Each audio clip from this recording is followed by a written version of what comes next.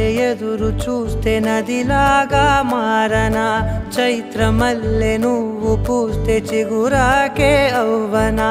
నన్నే వరించే యువరాజును అంట నీ యువరాజు